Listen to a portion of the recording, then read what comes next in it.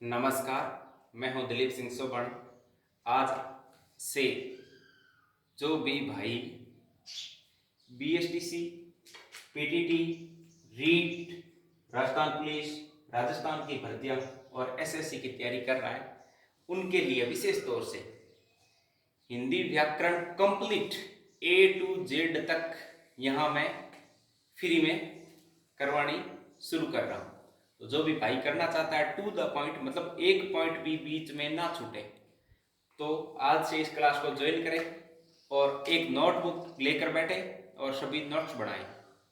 तो चलिए आज शुरू करते हैं। आज हमारा पहला टॉपिक है हिंदी वर्णमाला, यानी हिंदी व्याकरण की शुरुआत यहाँ से होती है।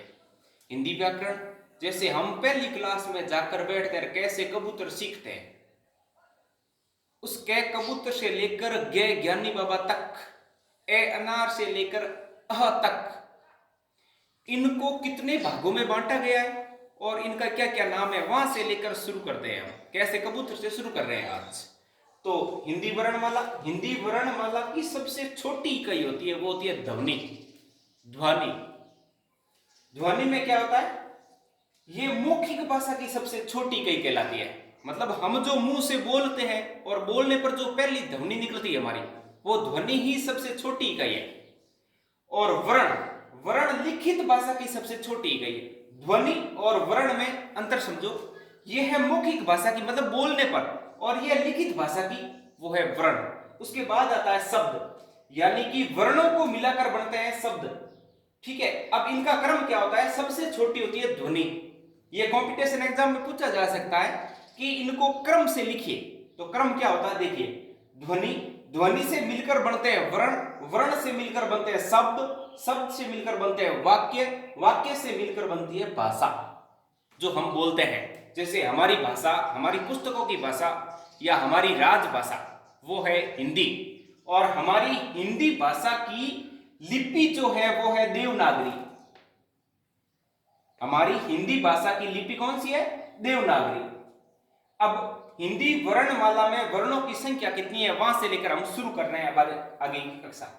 हिंदी वर्णमाला में, यानी कि हम हिंदी पढ़ते हैं, तो हिंदी वर्णमाला में हमारे वर्णों की संख्या कितनी है, 44 है। बाल पोथी के अनुसार वर्णों की संख्या है 49। देवनागरी लिपि में वर्णों की संख्या है 52।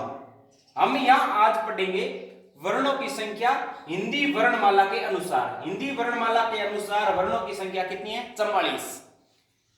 वर्ण को दो भागों में बांटा गया है, स्वर और व्यंजन। स्वर होते हैं 11 और व्यंजन होते हैं 33, और 33 और 11 दोनों को मिलाते हैं तो बनते हैं 44, और ये हमारे हिंदी वर्णमाला के अनुसार वर्णों की संख्या है। तो अब 11 स्वर कौन कौन से हैं उनके भाग, फिर व्यंजन कौन कौन से उनके भाग हम आगे पढ़ेंगे। स्वर किसे कहते हैं, देखिए, जिनका स्वतंत्र उच्चारण हो, मतलब जिसको बोलने के लिए किसी का सहारा नहीं लेना पड़े, वो है स्वर।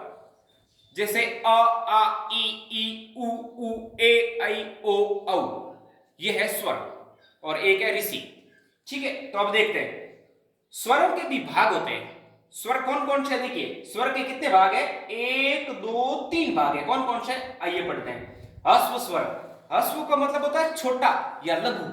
ह्रस्व स्वर कौन से, अ, छोटा ई, छोटा उ और ऋषि, ये ह्रस्व स्वर है। ह्रस्व स्वरों की संख्या कितनी है, 4। दीर्घ स्वर कौन से, जिसके साथ मात्रा है, आ, बड़ी ई, बड़ा उ, ये इनकी संख्या हो गई 3।